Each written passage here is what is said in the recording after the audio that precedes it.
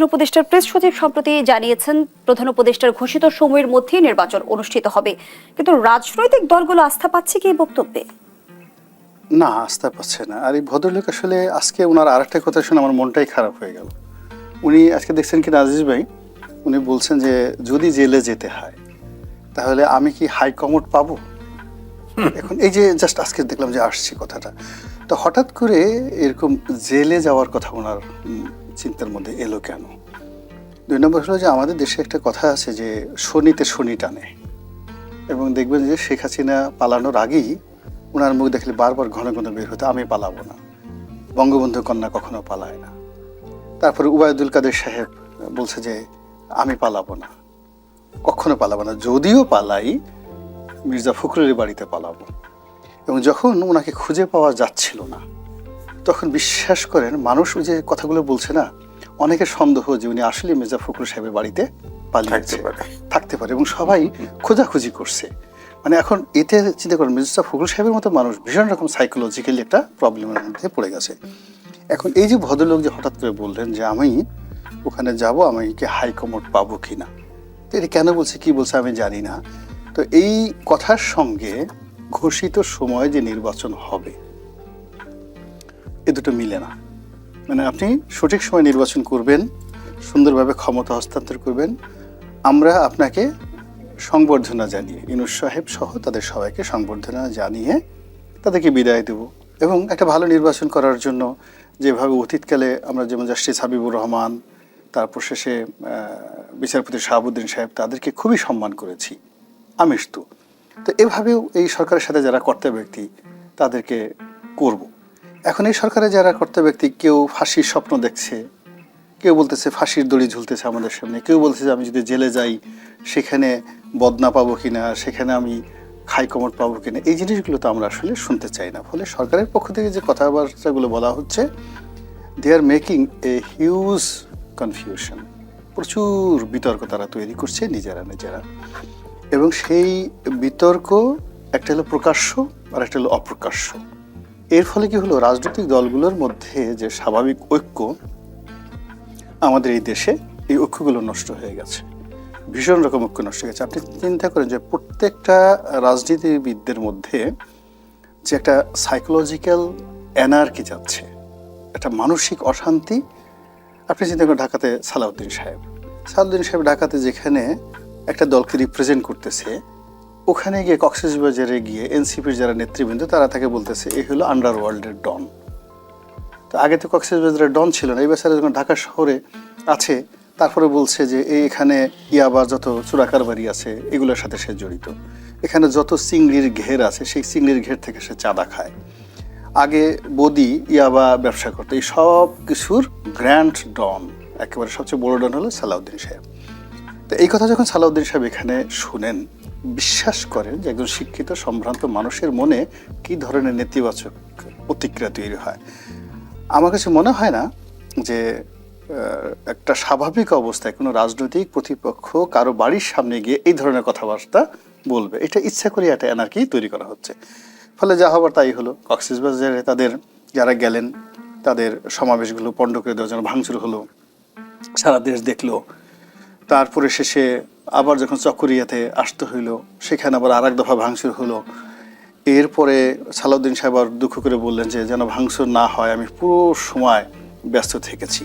তো দেখেন, যেখানে আমরা এখন সংস্কার নিয়ে ব্যস্ত থাকব, ইলেকশন নিয়ে ব্যস্ত থাকব, সেখানে গোপালগঞ্জে আজ ট্যাঙ্কের মধ্যে কে ঢুকলো, ট্যাঙ্কের বাইরে কে ঢুকলো, কে দৌড় দিল, নৌবাহিনীর কটা ওখানে স্পিড বোট টহল দিল, আবার তাদের সাথে কয়টা নৌকা বাইজ দিল, এই জিনিসগুলো এখন আমাকে দেখতে হচ্ছে। আসলে আমরা তো এগুলোর জন্য প্রস্তুত না, আমাদের মেন্টালি ইউনূস সাহেব আসছেন, আমরা যেন একেবারে আকাশের চাঁদ পেয়েছি এবং মনে করেছি এই লোকটা একটা লক্ষ্মী মানুষ, যেখানে হাত দিচ্ছেন সারা জীবন সেখানে সোনা ফলেছে, একজন সফলতম মানুষ, সারা বিশ্বে তার এত মর্যাদা, অলিম্পিকের মাঠ থেকে শুরু করে সে Barcelona club, Messi, Lionel Messi থেকে শুরু করে রোনালদো, আমাদের স্বপ্নের পুরুষ যারা আছে তারা সবাই ডক্টর মোহাম্মদ ইউনূসের সঙ্গে বুক মিলায়, হাত মিলায়, তাদের জার্সি বিনিময় করে। তেমন একটা মানুষ যখন আমাদের রাষ্ট্র ক্ষমতায় এলো, আমাদের স্বপ্নটা যে কোথায়, আপনাকে মানে হঠাৎ করে ঘুম থেকে উঠে যদি দেখলাম যে আকাশে পূর্ণিমার 4টা ঘরের মধ্যে চলে আসছে। আমাদের উনি 8 তারিখে যখন ক্ষমতা নিলেন, আমাদের আসলে অনুভূতিটা ছিল ওই রকমই। কিন্তু অল অন এ সাডেন কি হচ্ছে, সব এলোমেলো হয়ে যাচ্ছে, একটার সাথে একটা প্যাচ লেগে যাচ্ছে। এই বিভিন্ন মানুষের সাথে ওনার ঝগড়া লেগে যাচ্ছে। এর সাথে মানে এখন আমাদের যে পূর্ণিমার চাঁদ এখন আমরা ওনার মুখের মধ্যে দেখেছিলাম, এখন আমরা আমাবস্যার চাঁদ খুঁজতেছি চারিদিকে। একেবারে একটা উজ্জ্বল শ্যামবর্ণের একটা আমাবস্যার চাঁদ কখন আকাশে এসে আমাদেরকে বারবার বলতেছে আয় আয় আয়। তো এই যে একটা অস্থির অবস্থা সারা বাংলাদেশে চলছে, প্রত্যেকটা মানুষের চিন্তা, প্রত্যেকটা মানুষের কর্ম, চেতনা, স্বপ্ন, প্রেম, ভালোবাসা, খাওয়া দাওয়া সব কিছু এলোমেলো হয়ে গেছে। মহিলারা রান্না করতে গিয়ে যে দেখেন যে মাছে ঠিকমতো লবণ দিচ্ছে না, মন খারাপ। বাজারে যাচ্ছে, মানে ভাত রান্না করতে যাচ্ছে, স্বামী স্ত্রীর মধ্যে আগের যে কোনো সময় সে দ্বন্দ্ব সংঘাত দেখেছে। গত কয়েক মাসে এমনি তেমন একটা বিয়ে থার অনুষ্ঠানও হয় না। আমি তো দেখি যে বিভিন্ন জায়গাতে যে বিয়ের দাওয়াত পেতাম রেগুলারলি, গত কয়েক মাস যাবত বিয়ে থার দাওয়াতও পাচ্ছি না। তো এই যে খা খা করছে, মানুষের প্রেম ভালোবাসা পর্যন্ত উঠে গেছে এই বর্তমান সময়টাতে। আজকে দেখলাম একজন ব্যবসায়ী, হামিম গ্রুপের মালিক মিস্টার এ কে আজাদ, তো খুবই সফল একজন ব্যবসায়ী, যার কোম্পানিতে অলমোস্ট 50,000 লোক চাকরি করে। সমকাল, একটা টেলিভিশন আছে, নিউজ 24। তো তিনি বললেন যে আমার ব্যবসায়িক জীবন 40 বছর, এই 40 বছরের ব্যবসায়িক জীবনে আমি এখন এই সময়টাতে যে বিপদে পড়েছি, এমন বিপদ আমি কোনো দিনে পড়িনি। তো ওনার মতো মানুষ আসলে এই কথা বলার নয়।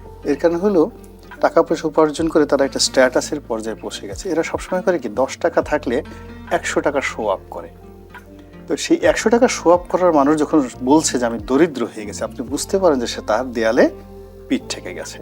তো এই অবস্থাতে যমুনার ভিতর থেকে বাইরে থেকে যা কিছু হচ্ছে, আর যা হোক, আমি এর মধ্যে ভবিষ্যৎ কল্যাণের কোনো মানে যাকে বলা হয় ইঙ্গিত আমি পাচ্ছি না। বরং চারিদিক থেকে মনে হয় অজানা শঙ্কা, অজানা ভয়, অজানা আতঙ্ক, চারিদিকে কেমন যেন একটা খাবলা খাবলা অবস্থা হয়ে গেছে। সব মিলিয়ে মানসিক অশান্তির মধ্যে, মানে যার সাথে কথা বলি প্রত্যেকটা মানুষের মধ্যে কেবল অশান্তি আর অশান্তি। তো এখানে আসলে কি বলবো, আমি এর বাইরে তো আর কিছু বলার দেখতেছি না। এবং রাজনীতিতেও যে আমরা খুব একটা স্বস্তি দেখছি তাও কিন্তু না। আমরা গোপালগঞ্জ থেকে কক্সবাজার, আমরা যদি রাজনীতির বিষয়টা বুঝতে চাই, আমাদের জন্য অশনি সংকেত অপেক্ষা করছে কিনা, আবারও কেন সংঘর্ষের রাজনীতিতে জড়াচ্ছি আমরা? এখন সংঘর্ষের রাজনীতিতে আমরা আলটিমেটলি তো জড়িয়ে গেছি।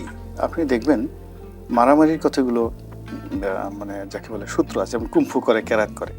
এখন দুটো কাউকে একটা ঘুষি দেওয়ার আগে অনেক হু হা ফু ফা কুংকাং অং শব্দগুলো করে না, মানে এ হলো শরীরে এসে শক্তি যোগায়। জোরে একটা ব্লো, একটা ঘুষি মারার আগে হাতে তার এনার্জি আনার জন্য সে ইচ্ছা মতো গালাগালি করে। তো যখন মানে মেঘ হবে তার আগে মানে গুড়গুড় আওয়াজ হয়, বজ্রপাতের আগে বিদ্যুৎ চমকায়। এখন রাজনৈতিক অঙ্গনে দেখবেন যে অশ্লীলতাগুলো এসছে, যে গালাগালগুলো আসছে, যে পরস্পরকে ছোট করার যে যাকে বলা হয় অভ্যাসগুলো আসছে, এটা আমাদের রাজনীতিতে কখনো ছিল না। ডক্টর মোহাম্মদ ইউনূস, তারেক রহমান, বেগম খালেদা জিয়া, শহীদ প্রেসিডেন্ট জিয়াউর রহমান, মানে ওনাদের মতো মানুষদেরকে নিয়ে সমাজে কেউ কটূক্তি করবে, বাজে কথা বলবে, এটা আজ থেকে 11 মাসে আমরা কল্পনাই করতে পারতাম না। কিন্তু সেটা এখন হচ্ছে, এবং হচ্ছে মানে কি, এত জঘন্যভাবে হচ্ছে যেটা আমাদের বাঙালি সমাজ ধারণ করতে পারছে না। ইট মিনস এই যে তারা শক্তি সঞ্চয় করছে, তারা মারামারি করতে চায়, তারা ঘুষাঘুষি করতে চায়, তারা একে অপরের নাক ফাটিয়ে দিতে চায়, এবং ওটার একটা পূর্ব লক্ষণে হলো এখন তারা মুখ চালাচ্ছে, এবং মুখ চালানোর দ্বিতীয় স্তরে গিয়ে তখন তারা হাত চালায়। এবং এই বিষয়ে কিন্তু এনসিপির নেতা সার্জিস আলম যেমনটি বলেছে, কথার লড়াই হতে পারে, গায়ে হাত দেয়া ফ্যাসিবাদী চরিত্র। এবং এনসিপির আহ্বায়ক নাহিদ ইসলাম নাসিরউদ্দিন পাটোয়ারির বক্তব্যকে সমর্থন করে বলেছে তিনি সত্য উদ্ঘাটন করেছে কক্সবাজার ইস্যুতে। ওটাই মানে যা কিছু হচ্ছে এখন কক্সবাজারে, ওই কথাটা গিয়ে কক্সবাজার বলতে হবে কেন? তাদের হাতে যদি তথ্য প্রমাণ থাকে, সালাউদ্দিন সাহেব অত্যন্ত গুরুত্বপূর্ণ একজন নেতা, জাতীয় নেতা, বিএনপির এখন সম্ভাব্য মহাসচিব, তার ব্যাপারে আপনার অভিযোগ থাকতেই পারে। যেহেতু আপনিও একটা জাতীয় নির্বাচন, এনসিপি, সার্জিস বা যারা আছেন তারা অভিযোগ করতে পারে। ঢাকাতে একটা সংবাদ সম্মেলন করতো যে এই যে মিস্টার সালাউদ্দিন, তিনি এই কয়টা ওই জায়গা থেকে এত টাকা ঘুষ নিয়েছেন, এই অভিযোগ আমাদের কাছে আছে। এই কয়টা গরু চুরি হয়েছে গত 6 মাসে, এই গরু চুরির থেকে এত টাকার কমিশন মিস্টার সালাউদ্দিনের অমুক অমুক অ্যাকাউন্টে আসছে। এই কয় পিস ইয়াবা এত কোটি ইয়াবা এখানে পাচার হয়েছে, ইয়াবার এই কোটি টাকা থেকে এত টাকা সালাউদ্দিন সাহেবের আসছে, কিন্তু ব্ল্যাক অ্যান্ড হোয়াইট তারা ডাকাতি বলতে পারে। এই কথাই কিন্তু কক্সবাজারে বলতে তাদের বলার দরকার ছিল না। কক্সবাজারে যাওয়া মানে ওখানে একটা এনার্কি তৈরি করা। জনাব গোলাম মাওলা রনি, আপনি বলতে চাইছেন কি যে এনসিপি তাহলে ইচ্ছাকৃতভাবে উদ্দেশ্যপ্রণোদিতভাবে এ ধরনের বক্তব্য দিচ্ছে? এখানে আমি ঠিক তাদেরকে কোনো ব্যাপারে ব্লেম করতে চাচ্ছি না, যেহেতু যুবক তারা। এখানে দুটো ব্যাপার, প্রথমত হলো দুটোই হতে পারে, তারা না বুঝে বলতে পারে, আবেগ বশবর্তী ওখানে গেছে। এখন সব তো রাজনৈতিক দলগুলোর একটা প্রতিপক্ষ থাকে, সালাউদ্দিন সাহেবের প্রতিপক্ষ আছে, তারা হয়তো এই কথাগুলো তাদেরকে বলার জন্য প্রলুব্ধ করেছে, বলেছে, বা তারা এটা শুনে দেশপ্রেমে খুব মানে যাকে বলা হয় ইয়াং ছেলে, তাদেরকে বলছে এই দেখেন এই জায়গা সালাউদ্দিন সাহেব দখল করেছেন, এই যে দেখেন যত সমুদ্র সৈকতে হোটেল মোটেল জোনের যত প্লট আছে এই সব প্লট সালাউদ্দিন সাহেবের। এই কথা শুনে তাদের মাথা খারাপ হয়ে গেছে, সে হয়তো একটা কথা বলে ফেলেছে। কারণ পরিকল্পনা করে যদি তারা কিছু বলতো, তাদের তো সেরকম ধরনের প্রস্তুতিও থাকতো। আমরা তো দেখছি তাদের রেস্কিউ করতে রাষ্ট্রীয় বাহিনী শেষ পর্যন্ত যাচ্ছে। না, এখানেও মানে খুবই একটা অস্বস্তিকর অবস্থার মধ্যে পড়ে গেছে। আমি দেখলাম যে ধরুন ওনারা 10-12 জন যাচ্ছেন, লোক আসতেছে 200-300, কখনো কখনো অবশ্য দক্ষিণবঙ্গে যেখানে গেছে বরগুনা ঠরগুনা, এখানে বেশ ভালো লোক হয়েছে, কক্সবাজারে ভালো লোক হয়েছে। এই যে অল্প অল্প লোক হচ্ছে, আর যত লোক তাদের সমাবেশে উপস্থিত আসছে, মিলিটারি, বিজিবি, পুলিশ, এদের সংখ্যা অনেক অনেক বেশি। এবং দুর্ভাগ্যজনক হলো সত্যি যে এখানে সেনাবাহিনীর যে আর্মার ভেহিকেলগুলো রয়েছে, ওই যে 8-10 চাকার যে বড় বড় গাড়িগুলো আছে, সেটা চারিদিকে একটা যুদ্ধদেহী একটা ভাব। তো এইরকম রাজনীতি তো আসলে রাজনীতির স্বাভাবিক গতি প্রকৃতি না। আসলে সরকারি প্রোটোকলে, রাষ্ট্রীয় প্রোটোকলে সব কিছু করা সম্ভব, কিন্তু কোনো অবস্থাতেই রাজনীতি করা সম্ভব না। সেই কাজটাই তারা করার চেষ্টা করছেন। এটা আসলে সব ফলাফল ভালো হবে না। ধন্যবাদ জানাচ্ছি আপনাকে জনাব এম এ আজিজ। আমরা বর্তমান রাজনৈতিক পরিস্থিতি বিবেচনায় আসলে আশাবাদ হতে পারি কি যে ফেব্রুয়ারিতে নির্বাচন অনুষ্ঠিত হবে? ধন্যবাদ আপনাকে। দেখেন, রনি ভাই অত্যন্ত পণ্ডিত লোক, তিনি অনেক কিছু বলে ফেলেছেন। আমি তার সূত্র ধরে আমি কিছু কথা বলি। দেখেন, ডক্টর মোহাম্মদ ইউনূস আসলে সারা বিশ্বব্যাপী কিন্তু খুব বিখ্যাত ব্যক্তি, পণ্ডিত ব্যক্তি। তিনি আপনার নোবেল পিস প্রাইজ পেয়েছেন, এবং তিনি সারা পৃথিবী জুড়ে তিনি বক্তৃতা করে রাষ্ট্রপ্রধান, সরকার প্রধানের বক্তৃতা শোনেন, এবং তাকে পয়সা দিয়ে। তো এখন আপনি দেখেন যে অবস্থা, আপনি দেখেন উনি দেশে গেলে আপনি দেখেন আপনার প্রথমে আমেরিকার সাথে ট্রাম্প যখন ক্ষমতা আসলো, তার সাথে সম্পর্কটা খুব খারাপ গেল। সে ইলন মাস্কের সাথে আপনার সখ্যাতি তৈরি করলো। তার স্টারলিংক কিন্তু বাংলাদেশে এখন চালু হয়েছে, কিন্তু ইলন মাস্কের সাথে ট্রাম্পের সম্পর্ক খারাপ হয়ে গেছে। এখন ইউনূস সাহেবের কথাও ট্রাম্প শোনে না। আপনি দেখেন পোশাক শিল্প, আমাদের যত এক্সপোর্ট হয় 80% হচ্ছে পোশাক খাতে। এখন পোশাক খাতে ভারত, ভিয়েতনাম, ইন্দোনেশিয়া এরা এটাকে 20% করে নিচ্ছে, সুদ, ইন্টারেস্ট, কর। আমাদের কিন্তু ওইটাই রয়ে গেল। আবার শোনা গেল 35%ই রয়ে গেল। এখন শোনা যাচ্ছে এটাকে নাকি কি করার জন্য গোপন চুক্তি হয়েছে। চুক্তিটা কি হয়েছে আমি তো বুঝি না। চুক্তি তো হইতে পারে, কারণ সম্পর্ক করার জন্য হয়তো গোপন চুক্তি হয়েছে। এই চুক্তির ক্ষেত্রে আপনি খেয়াল করে দেখেন, ইতিমধ্যে যেটা নিয়ে তোলফাড় হয়েছিল, যেমন নিউমারিং কন্টেইনার টার্মিনাল, সেটা কিন্তু দিয়ে ফেলছে। নেভি চালাবে 6 মাস, এরপরে ইউএর কোম্পানি নিয়ে যাবে। তারপরে করিডোর নিয়ে, ওইটা মূলত আমেরিকান কোম্পানি, আমেরিকান কোম্পানি, হ্যাঁ। তারপরে আপনার করিডোর নিয়ে চালু হয়েছিল, হতে পারে সেটাও, কারণ করিডোর তো আমেরিকার জন্য খুবই গুরুত্বপূর্ণ। কারণ আমি কিন্তু আজ থেকে 10 বছর আগে আমি 5-6টা স্টোরি লিখছিলাম। আমি চিটাগাং হিল থেকে একদম পর্যন্ত, শেরপুর পর্যন্ত পাহাড় দিয়ে হেঁটে আমি তথ্য সংগ্রহ করছি। সনাতন ধর্মের সবাই খ্রিস্টান হয়ে গেছে, 95% খ্রিস্টান হয়ে গেছে। জিয়াউর রহমানের সময় যে রিসেটেল করছিল, এগুলো মুসলমান রয়ে গেছে। আমাদের বাংলাদেশের পক্ষ থেকে কোনো ওয়ার্ড নাই ওখানে। ওই সময়ই দেখছি 10 বছর 15 বছর পাদ্রীরা এসে বসে আছে আমেরিকান, এবং নানান রকম বেনিফিট দিয়ে সব সনাতনী ধর্মের লোক সব খ্রিস্টান বানায় ফেলছে। তো এই জন্য আরাকান, আমাদের 3টে হিল ডিস্ট্রিক্ট, ওদিকে তিব্বত, মিজোরাম, ওই অঞ্চল নিয়ে একটা রাষ্ট্র হবে আলাদা। এটা তখনই আমি বের করছি। এবং সম্প্রতি জাতিসংঘের কার্যালয় খোলা নিয়েও পক্ষে বিপক্ষে আমরা নানা রকম দৃষ্টিভঙ্গি এবং বিতর্ক বলছি। এখন ধরেন এই জন্য এটা। আরেকটা হচ্ছে শেখ হাসিনাও কিন্তু বলছে যে আমাদের যদি সেন্ট মার্টিন দ্বীপ দিতাম তাহলে আর ক্ষমতা ছাড়তে হতো না। এখন ওটা তো খালি করে রাখা হয়েছে, পর্যটন বন্ধ। এখন ওটার জন্য চুক্তি হয়েছে কিনা কেমন? সরকার অন্তর্বর্তীকাল সরকার তো পরিষ্কার থাকতে হবে। একটা চুক্তি করলে উনি অন্তর্বর্তীকালীন সরকার, উনি তো নির্বাচিত সরকার না। একটা চুক্তি করলে ওটা বলবে না, প্রকাশ করবে না, জানি না তো আমরা। তো এরপরে আপনি দেখেন ওনার দুর্গতিটা দেখেন, উনি ফ্রান্সে যেতে চাইছে, ফ্রান্সের প্রধানমন্ত্রী কয়ে দিছে যে তোমার সাথে ভাই দেখা করার সময় নেই, আমার দেখতেও পারবো না। তারপরে ধরেন কাতারে যাইতে গেছে, না করে দিছে। ব্রিটেনে যায় তো কি পরিমাণ অপমান হয়ে গেল। তো এখন তো উনি বিদেশেও গ্রহণযোগ্য হচ্ছে না। আমি যখন তিনি ক্ষমতায় নেয় আমি কিন্তু খুবই খুশি হয়েছি। আমি তখন তার পক্ষে টকশোতে কথা বলেছি। আমি বলেছি সে বাংলাদেশের সম্পদ।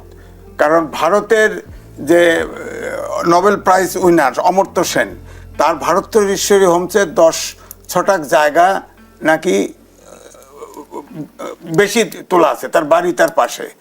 সুয়োমোটো ভারতের কোর্ট সুয়োমোটো তাকে চিঠি দিছিল, তাকে ওটা ভ্যাকেট করার জন্য।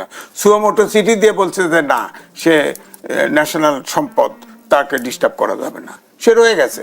আর আমাদের কিন্তু ডক্টর মোহাম্মদ ইউনূসকে শেখ হাসিনা কিন্তু 6 তলা হাঁটায় উঠেছে, 6 তলায় নামাইছে। এটা আমার খুব কষ্ট লাগছে। আমাকে ইউনূস সাহেব জাতীয় সম্পদ, তাকে তো রাষ্ট্র ব্যবহার করতে পারতো। হ্যাঁ, আমি তার জন্য লিখেছি, তার জন্য টকশোতে কথা বলেছি, লেখা আছে, আমার ডকুমেন্ট আছে। কিন্তু এখন আমি দেখতেছি সে এখন জাতির বোঝা হয়ে গেছে, এখন গোপনে গোপনে কাজ করতেছে। আপনি দেখেন এখন যেটা হয়েছে, আপনি যেটা ছাত্রদের কথা বললেন, আমার কিন্তু ওই গণফোরামের মন্টু ভাইয়ের কথা মনে পড়লো। মন্টু ভাই এবং 3 জন যদি ওই এনএসএফকে দৌড় না দেওয়াইতো, তাহলে কিন্তু এ দেশে 69-এর গণঅভ্যুত্থান হতো না, দেশে মুক্তিযুদ্ধের দিকেও আগাইতো না। তো সুতরাং এখন তো এই যে এনসিপি, রনি ভাই খুব ভদ্রভাবে বললো, আমার তো মনে হয় তাদেরকে ডক্টর মোহাম্মদ ইউনূস তাদেরকে ব্যবহার করতে করতে এমন জায়গায় নিয়ে গেছে, তাদের মুখে কোনো লাগাম নাই। আমার কথা হচ্ছে, গণঅভ্যুত্থানের পরেও আমাদের এরকম অস্থিরতা কেন দেখতে হচ্ছে? অস্থিরতা তো স্থিতিশীলতা থেকে, গণঅভ্যুত্থানের পরও আমরা কেন অস্থিরতা দেখছি? স্থিতিশীলতা থেকে আসলে কত দূরে আমরা? দেখেন, আমরা স্বাধীনতা যুদ্ধ করে রক্ত দিয়ে দেশ স্বাধীন করেছি। এখনো বৈজ্ঞানিকভাবে কত শহীদ, কত প্রকৃত মুক্তিযোদ্ধা এখনো তথ্য নাই। এই সরকারও শহীদকে পুঁজি করে রাষ্ট্র চালাচ্ছে। কতজন শহীদ হয়েছে প্রকৃত তালিকা নাই। কিন্তু আজকে প্রথম আলোর লিড হয়েছে, সরকারের এ পর্যন্ত 884 জন আপনার শহীদ হয়েছে, এইটা বেরোইছে।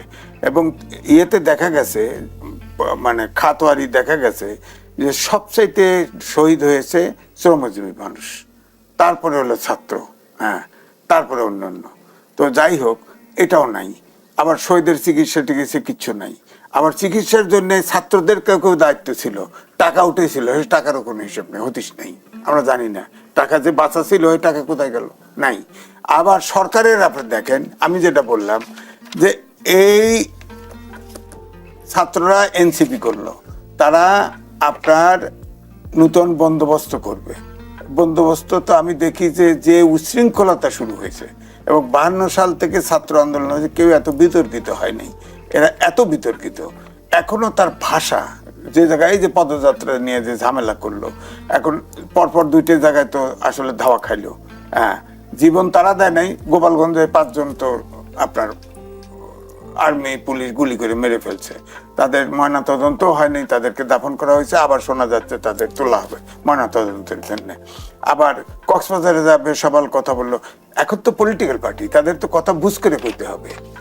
এখন ধরেন যদি প্রত্যেক টাকা যায় এইভাবে, যদি সেই আমি যে বললাম না, গণফোরামের মন্টু ভাইয়ের মতো যদি ধাওয়া দিতে থাকে, এরা ধারায় থাকতে পারবে? মানুষ কয়জন, কয় জেলায় কয়টা করে এনসিপির সদস্য আছে, সব তো শোনা যায়, জনশ্রুতি আছে। তারা বাড়ায় 30 জন, সাথে যুক্ত হয় আরো আপনার 100 জন, বাইরের থেকে সাপ্লাই দেওয়া হয় লোক। তো এইভাবে তো ধমক দিয়ে তো পলিটিক্স করতে পারবে না। আমার কথা হলো, পলিটিক্সে মোকাবেলা করেন পলিটিক্স দিয়ে, ব্যক্তি সমালোচনা যাবেন কেন? ব্যক্তি সমালোচনা তাহলে নতুন বন্দোবস্ত কি? আগেও তো শেখ হাসিনা যারে তারে সমালোচনা করতো, এই জন্য তাকে তো বিদায় করা হয়েছে, জীবন দিয়ে বিদায় করা হয়েছে। সেই পলিটিক্সই যদি থাকে, হ্যাঁ, তাহলে আর এই 5ই আপনার অগাস্ট এত জীবন দেওয়া হলো কেন? আবার ধরেন আপনি বলছিলেন যে মানবাধিকার কমিশনের অফিস দিছে, ধরেন অফিস দিছে, এটার দুইটা দিক আছে। মানবাধিকার কমিশন আসছে, ডক্টর মোহাম্মদ ইউনূসের এখন যে ভূমিকা দেখা যাচ্ছে তাতে প্রত্যেকটা স্টেপ নেবে এবং প্রত্যেকটা মানবাধিকার কমিশন আপনার সবগুলোকে ভেটিং দিয়ে দিবে, বলবে ঠিক আছে, এটাই ঠিক, এটাই ঠিক। তাই উনি তার কথা বলে যাবে, কারণ ট্রাম্পের কথা তো মানবাধিকার কমিশন, জাতিসংঘ তো শুনবে। এখন যদি প্রকৃতপক্ষে মানবাধিকার কমিশন যদি বলে, এই যে 884 জন আমাদের প্রজ্ঞাপন দিয়ে বলছে যে 844 জন শহীদ হয়েছে, 5ই অগাস্ট এই দেশে শেখ হাসিনা পালায় গেছে, কিন্তু জাতিসংঘর যে মানবাধিকার কমিশন রিপোর্ট দিচ্ছে সেটা 15 তারিখ পর্যন্ত। তাহলে কি 1400 জন যে মারা মানবাধিকার কমিশন বলছে, তাহলে কি এই 884 বাকিটা কি পরেরটা? এই প্রশ্ন যদি উঠায় কি জবাব দিবে?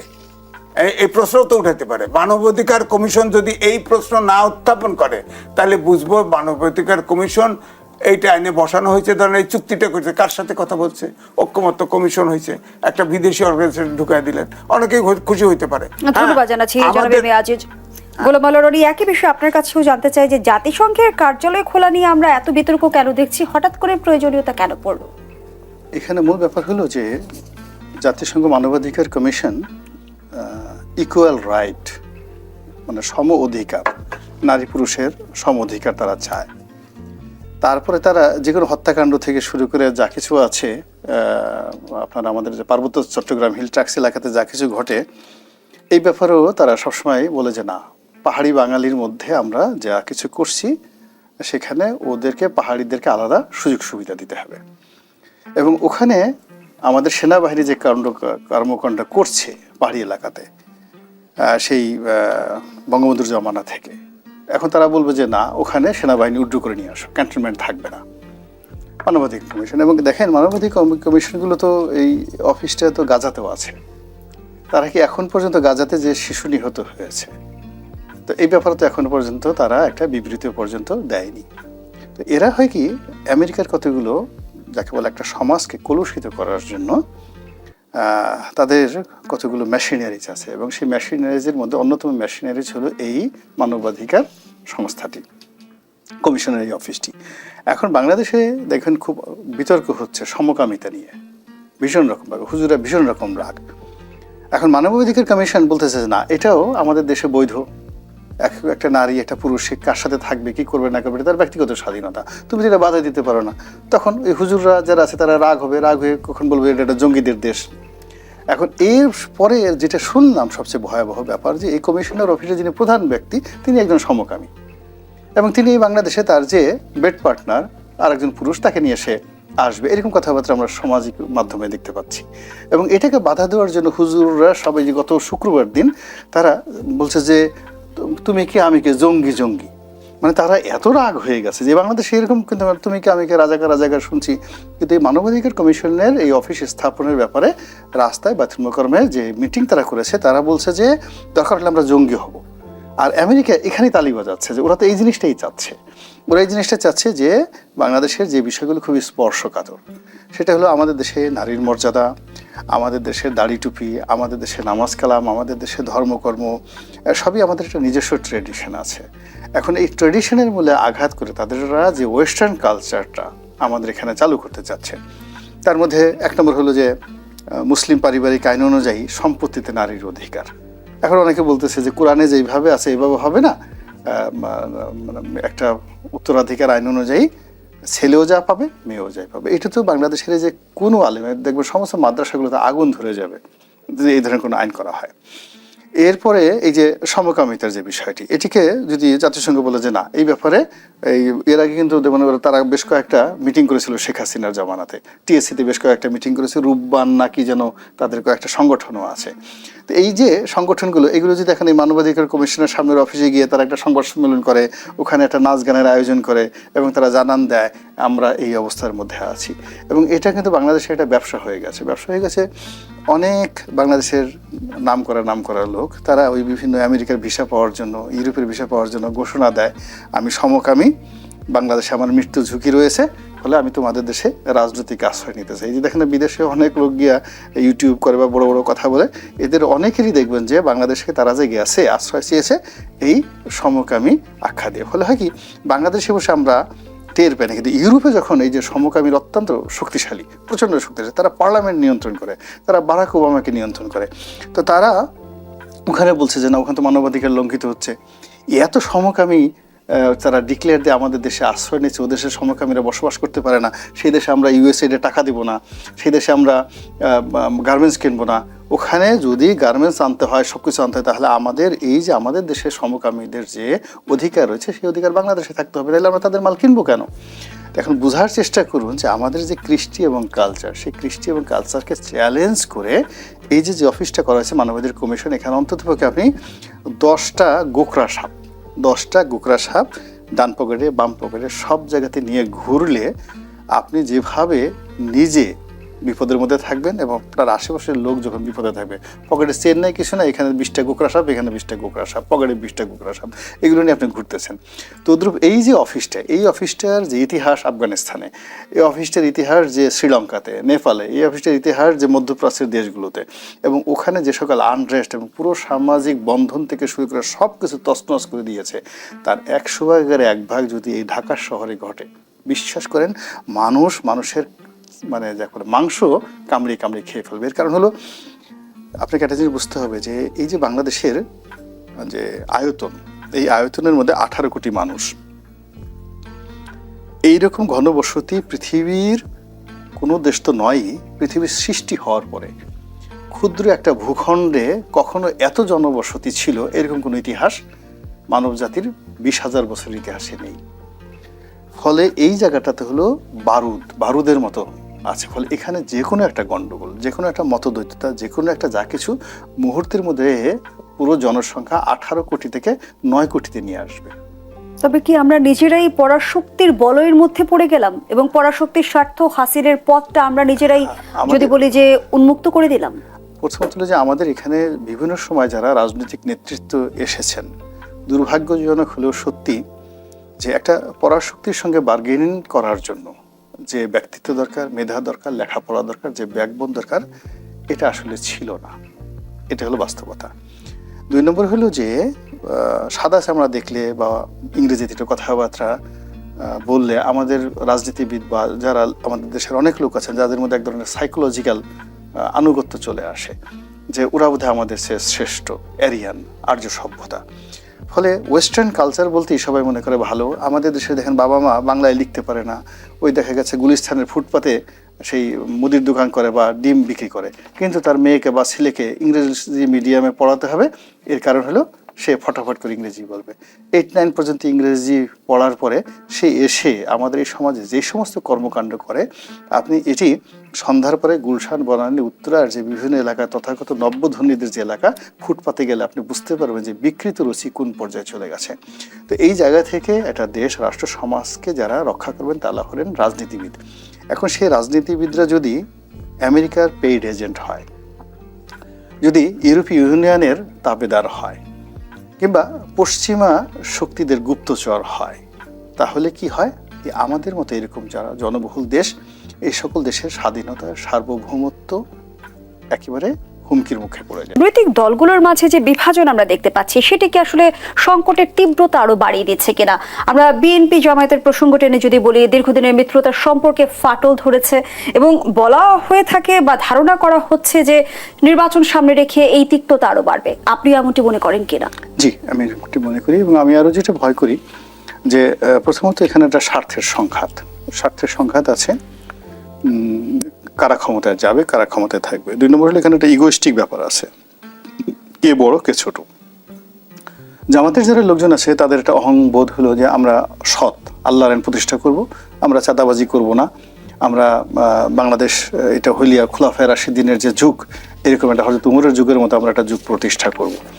তো ফলে বাংলাদেশের প্রত্যেকটা মানুষ আমাদেরকে ভোট দেওয়া তাদের একটা পবিত্র দায়িত্ব, এবং আমাদেরকে যদি এই জিনিসটা দেওয়া হয়, যেমন জামাতের আমির মহোদয় বলেছেন যে আমাদের মন্ত্রীরা গাড়ি নেবে না, এমপিরা প্লট নেবে না, এই ধরনের কথাবার্তা। তো এই যে তাদের একটা ইগো, এই যখনই একজন মানুষ নিজেকে সৎ বলছে, সে ধরে নিতে হবে কাউন্টার প্রতিপক্ষকে সে অসৎ ভাবছে। তো বিএনপিকে স্পষ্টভাবে তারা জালেম বলছে, ইঙ্গিত করছে, চাঁদাবাজ বলছে, টাকা থাকে বাংলাদেশে, টাকা যায় লন্ডনে, এরকম বাজে কথাবার্তা বলার পরে কি হচ্ছে, আপনি একটা লোক অন্যায় করুক বা না করুক, যখন কাউকে ব্লেম করা হয়, আপনি কাউকে প্রশংসা করলেন যে আপনার চেহারাটা অনেক সুন্দর, ফেরেশতার মতো, তা ফেরেশতার মতো, বা যদি বলেন যে সে তো খুব খুশি হবে, কিন্তু যদি বলেন যে ভাই আপনাকে দেখতে তো অনেক ভূতের মতো মনে হইতেছে, তো ওই লোকটা যত ভালো চেহারা আপনার মেজাজ গরম হয়ে যাবে, কিন্তু মুহূর্তের মধ্যে মেজাজ গরম হয়ে যাবে। এখন বিএনপিকে যে ভাষায় আক্রমণ করা হচ্ছে, তাদেরকে বলা হচ্ছে এরা চাঁদাবাজ, এরা জাহেল, এরা জালেম, এরা কিচ্ছু বুঝে না, এদের লেখাপড়া না, এরা মূর্খ, এরা নেশা করে, এই বিভিন্ন কথাবার্তা বলছে। এখন বিএনপির আগ্রহী বলতেছে যে ওরাও নেশা করে, ওরাও লেখাপড়া জানে না, কি লেখাপড়া জানে, ওদের তো কিছু নাই।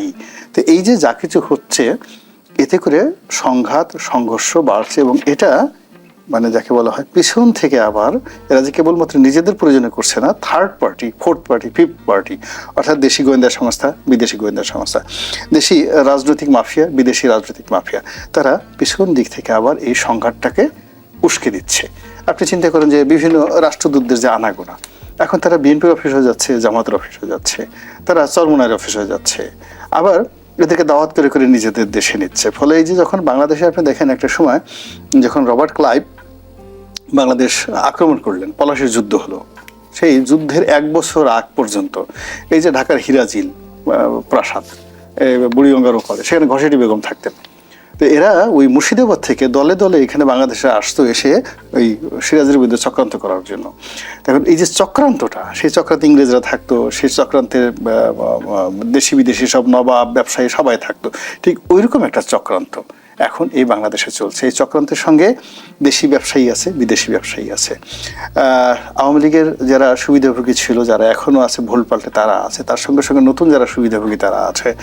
তো সবাই পুরো পরিস্থিতিটি, অর্থাৎ রাজনৈতিক যে পরিস্থিতিটা, এটা নিজেদের পক্ষে তারা রাখতে চাচ্ছে। এই কারণে হলো যে এটা এমন একটা ব্যবসা, এই ব্যবসায় আমরা যে জাদুর কাঠি রাখি বা ওই আলাদিনের চেরাগের মতো, রাতারাতি একজন মৃত মানুষকে বা একটা অন্ধ মানুষকে, ঘুমন্ত মানুষকে মুহূর্তের মধ্যে জাগিয়ে তোলা সম্ভব এই রাজনৈতিক ক্ষমতা দিয়ে। একইভাবে একটা লোহা বা যে কোনো একটা বস্তুকে এর একটা স্পর্শে মুহূর্তের মধ্যে সোনা বানানো সম্ভব। আপনি চিন্তা করেন একটা মানুষ, একজন ফার্স্ট ক্লাস গেজেটেড অফিসার, সে চাকরিতে ঢুকে সারা জীবন চাকরি করে সে 1 কোটি টাকা উপার্জন করতে পারে না, কিন্তু দেখা গেল যে একজন এই উপদেষ্টার এপিএস হয়ে মাত্র সেই 1-1.5 মাসের মধ্যে সে 300 কোটি টাকা চুরি করে ফেলেছে এই সময়ের মধ্যে। ফলে এই যে টাকার যে আমদানি, এই যে সোনার আমদানি, এই যে মানে ক্ষমতার যে আমদানি, চারিদিকে ধরেন এখন আপনি যেখানে যাচ্ছেন, যে সমস্ত ছেলেরা একটা পুলিশের হাবিলদারের সাথে কথা বলতে পারতো না, সেখানে সেনাবাহিনীর একজন মেজর জেনারেল যদি তাদেরকে স্যার বলে ডাকে, তাহলে তো মাথা ঠিক থাকে না। তারপর শেষে যে মানুষ দেখা গেল যে কখনো একটা রেস্টুরেন্টে গিয়ে সিঙ্গারা খেতে গিয়ে সে মানে বিল কে দিবে, এটা নিয়ে বন্ধুদের মধ্যে ঝগড়াঝাটি হতো, মেসে থাকতো, প্রতি মাসে বাড়ি ভাড়া মানে নির্দিষ্ট সময় দিতে না পারার কারণে বাড়িওয়ালা তাদেরকে খুঁজতো। এখন দেখা যাচ্ছে যে তারা ভাগ্যবিধাতা হয়ে যাচ্ছে অনেকের। সে ব্যবসা করতে পারবে কি পারবে না, বাংলাদেশে থাকবে কি থাকবে না, তার নাম মামলায় থাকবে কি থাকবে না, সে কি জেলে যাবে না জেল থেকে বের হবে, মানে সে কি বেঁচে থাকবে নাকি মরে যাবে, সে কি বাংলাদেশে থাকবে না তাকে বের করে দেওয়া হবে, আজকে তাকে মারা হবে, কিভাবে তাকে মারা হবে, হাত দিয়ে মারা হবে না লাঠি দিয়ে মারা হবে। এইরকম যখন একটা র্যাডিক্যাল চেঞ্জ চলে আসতেছে পলিটিক্যাল টার্মাইলের মাধ্যমে, এখন সেই পলিটিক্সটা তো সে হাতছাড়া করতে চাবে না। এর সে তো মানে জাদুর আংটি আর নেই, সেই এই জাদুর আংটি যাদের হাতে এই মুহূর্তে আছে তারা এটা রাখার জন্য চেষ্টা করছে, আর যারা এটা হারিয়েছে তারা এটা ফিরে পাওয়ার জন্য চেষ্টা করবে, আর যারা এখনো পায়নি তারা ওটা নেওয়ার জন্য যাকে বলা হয় দৌড় শুরু করছে। ফলে একটা ত্রিমুখী সংঘর্ষ। আওয়ামী লীগ যারা হারিয়েছে তারা আমার দরকার ওই সোনার আংটি, আবার দরকার যারা পরে আছে না এই আংটি এখন আমাদেরই থাকবে, এটা আমারই উপযুক্ত, আমারই প্রাপ্য। আর আজিজ ভাইদের মতো যারা লোকজন আছে তারা বলছে নো, আমি এতকাল সাংবাদিকতা করেছি, এত বড় বড় জীবন আছে, মুক্তিযুদ্ধের এই সব জিনিস আমি দেখেছি, আমার হাতে কেন এই আংটি আসবে না, দাও আংটি আমি পরবো। ফলে এই যে 3 দিক থেকে যখন 3টি গ্রুপ চলে আসছে, ফলে ত্রিমুখী সংঘর্ষ এখানে অনিবার্য, এতে কোনো রকম সন্দেহ নেই।